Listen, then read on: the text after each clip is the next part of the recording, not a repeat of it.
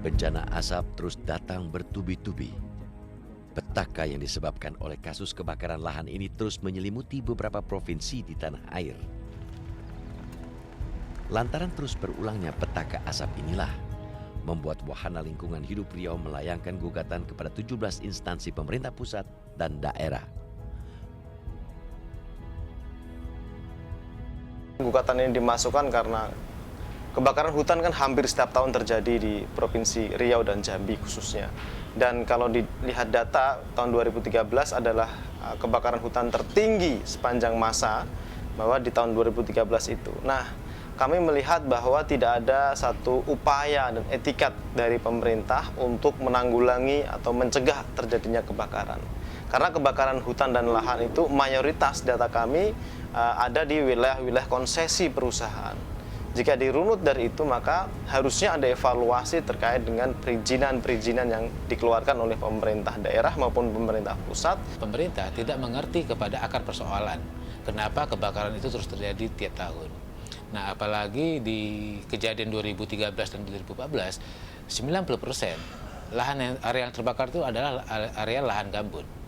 Yang dimana seharusnya gambut itu tidak boleh dikonversi ya, tetapi menjadi pertanyaan kita, kenapa ada izin diberikan di sana? Nah, itu yang menjadi titik fokus kita. Bagaimana misalnya kita belajar supaya ke depan tidak ada lagi kebakaran. PT ADEI adalah juga salah satu contoh nyata dari perizinan konsesi di lahan gambut. Pemaksaan penanaman sawit di lahan gambut ini nyata terlihat dampaknya pada pertumbuhan pohon sawit.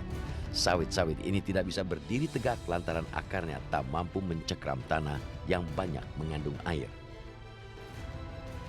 Namun sayangnya, sepertinya hakim lebih banyak berpihak kepada perusahaan asal Malaysia ini. Hakim membebaskan 3 tersangka petinggi PT ADEI dari jerat perizinan ilegal. Padahal nyata dalam persidangan terungkap, perusahaan ini telah bekerja sama dengan Koperasi Tani Sejahtera sejak tahun 2005 hingga sekarang. Kerjasama koperasi seluas 530 hektar itu terletak di desa Batang Nilo Kecil di Pelalawan. Namun sayangnya, dakwaan jaksa yang menggunakan jerat pasal 17 ayat 1 Undang-Undang Perkebunan tersebut dimentahkan oleh hakim. Terdakwa dibebaskan lantaran hakim meyakini bahwa warga negara asing tidak bisa dijerat dengan pasal sangkaan jaksa penuntut umum. Pada pokoknya intinya hakim itu dalam putusannya adalah mencampur adukan lah pengertian-pengertian mengenai subjek hukum yang ada di Undang-Undang Perkebunan. Sehingga mereka sampai pada kesimpulan bahwa kalau WNA tidak bisa dikenakan Undang-Undang Perkebunan. Itulah alasan kami kasasi.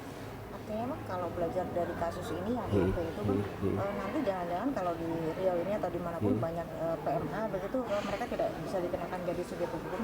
Ya itulah gunanya Mahkamah Agung di sini kan untuk menguji apakah benar memang putusan dari PN Pelalawan ini memang sudah benar seperti itu. PT ADEI telah beroperasi di kawasan Batang Nilo Kecil sejak tahun 1967. Belasan tahun beroperasi di kawasan desa, pasang surut konflik dengan warga tempatan pun muncul silih berganti. Salah satu masalah yang belum terselesaikan saat ini adalah dugaan penguasaan lahan secara paksa, alias belum dibayarkan ganti ruginya. Di lahan kita, menurut surat yang kita dapat dari nenek mama, itu kita punya tanah ulayat seluas 6.000 hektar. Sementara desa kita sekarang tinggal 563 hektar. Itu yang wilayah yang dikuasai oleh warga, selain itu dikuasai oleh perusahaan. Jadi kita para tokoh masyarakat yang ada di desa Batang Nilo Kecil dan pemerintahan mencoba mencari data kok bisa lahan desa tinggal seperti itu. Sedikit sekali. Dan kita mendapat data yang surat dari nenek mama tadi, rupanya lahan tanah ulayat kita ada 6.000 hektar. Dan PT ADEI mengganti cuma sekian hektar. Vonis PT ADEI sejatinya adalah ujian atas penegakan hukum di Republik ini. Penegakan hukum yang setengah hati hanya akan melahirkan pelanggar-pelanggar baru yang tak mengenal kata jera. Bila praktik ini dilanggengkan, bukannya tak mungkin Indonesia akan terus dikenal sebagai negara pengekspor asap. Saya Andini Effendi dan tim Realitas, sampai jumpa. Di sini Indonesia, hutannya hilang, bencana datang, penguasa